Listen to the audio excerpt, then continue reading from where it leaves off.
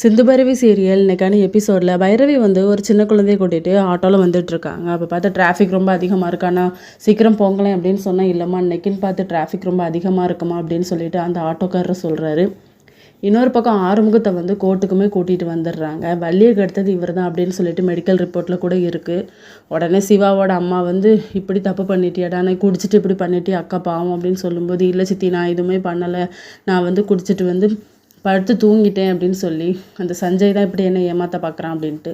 சஞ்சய் வந்து உன் பொண்டாட்டியோட க்ளோஸ் ஃப்ரெண்ட் ஆவா, இப்படி தான் உனக்கு இப்படி பண்ணுவா, நீ தான் குடிச்சிட்டு தப்பு பண்ணிட்ட, ஆனால் உனக்கு தெரியலை அவ்வளோ போதையில் இருந்திருக்கு அப்படின்னு சொல்லிட்டு டெஸ்ட்டு கூட உனக்கு எதிராக தானே வந்திருக்கு அப்படின்னு சொல்கிறாங்க. பைரவியோட அப்பா வந்து ரொம்ப ஃபீல் பண்ணுறாங்க. என் பொண்ணு வந்து உங்களை ரொம்ப நம்பினா மாப்பிள்ள, ஆனால் அவளுக்கு நீங்கள் இப்படி பண்ணிட்டீங்களே அப்படின்னு சொல்லி. இன்னொரு பக்கம் ஆறுமுகம் வந்து சஞ்சய்கிட்ட கோவத்தில் பேசுகிறாரு. நீ தானடா இப்படி பண்ண அப்படின்னு சொல்லிட்டு.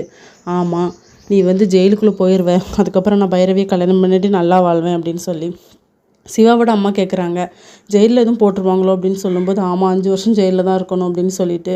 5 வருஷமா, எங்கள் அக்காவுக்கு தெரிஞ்சு அவங்களுக்கு ஹார்ட் அட்டாக்கே வந்துருமே அப்படின்னு சொல்லி அவங்க ஒரு சீனை போடுறாங்க.